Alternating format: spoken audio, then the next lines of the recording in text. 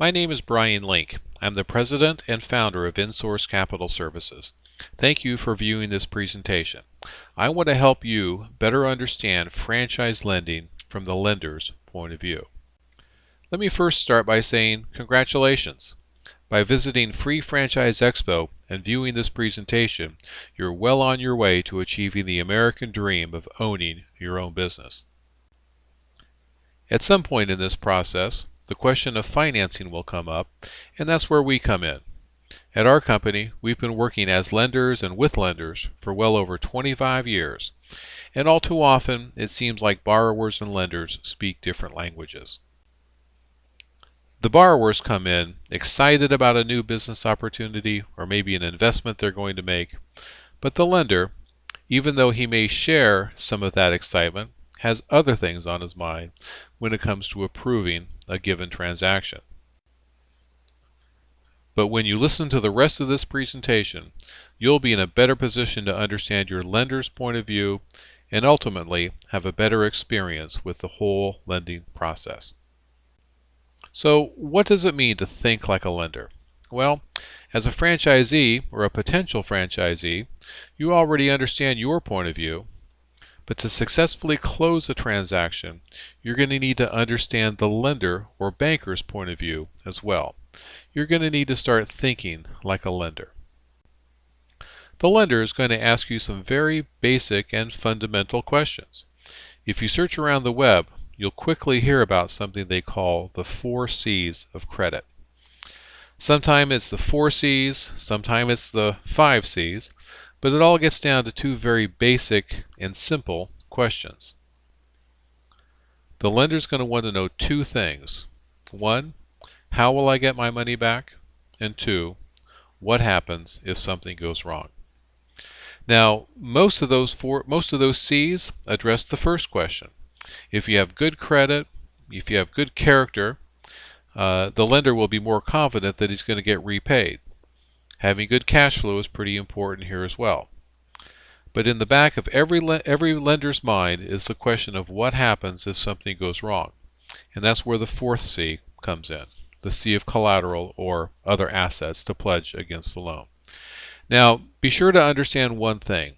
There's probably not a lender in the entire country that actually wants the collateral that's pledged on the loan. If you pledge your house as an example, just remember the lender is not in the housing business. The reason they need that collateral is to reduce their risk, specifically their risk if something goes wrong. How much collateral they need, what kind of collateral they need, well, that depends. It depends on a lot of different factors, which takes you back to those other C's. Now, credit in the franchise space has some interesting aspects to it. I remember years ago, when I first got into the franchise lending space, I got a call from someone who wanted to open up a new startup sandwich shop. My first reaction was probably what you'll hear from a lot of lenders. I said, I'd love to do the deal, but I can't do a startup sandwich shop. What the person said next opened my eyes to some significant aspects of franchise financing. He said, it's not just a startup, it's a Subway. Now, if you think about this, it's incredibly obvious. Statistically, the average new Subway location has a much better chance of succeeding than an average startup sandwich shop. After all, that's one of the reasons you're looking at a franchise, isn't it? Now, the point of this whole story is that credit in the franchise space actually consists of 2 broad categories: franchisee-related credit and franchisor-related credit. Now, let me quickly point out, by franchisor credit, we are not talking about anything that requires the franchisor to repay the loan. What we're talking about is the simple question, has the franchisor been able to demonstrate the ability to create successful franchisees? After all, it's the franchisees who ultimately have to repay their financing. On the franchisee side, we look at things like personal credit score, personal finances, any related business experiences. All these things are some of the key factors that most lenders will evaluate. To determine the franchisor creditworthiness, most lenders will rely on a number of different sources. For example, the SBA puts out a list of funding statistics and default rates by franchise, but most lenders will start by examining something called the Franchise Disclosure Document, or FDD. It contains a wealth of information about success rates, business experience, initial investments, the obligations of the franchisee, the obligations of the franchisor, and many other critical success factors. So you can start to see that in deciding whether or not to approve a given transaction, the lender is going to look at a lot of different factors. It'll be a combination of credit-related factors, remember those 4 C's, as well as asset-based factors.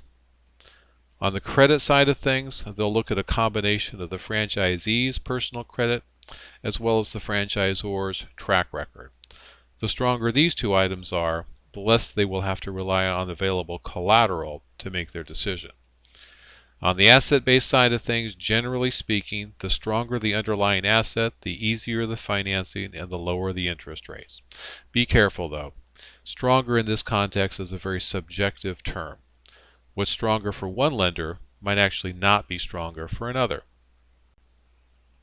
If you'd like more information about our services, or would like to take advantage of our free pre-qualification services specifically designed for visitors of Free Franchise Expo, feel free to give me a call. My name is Brian Link. I can be reached at 818-783-7462.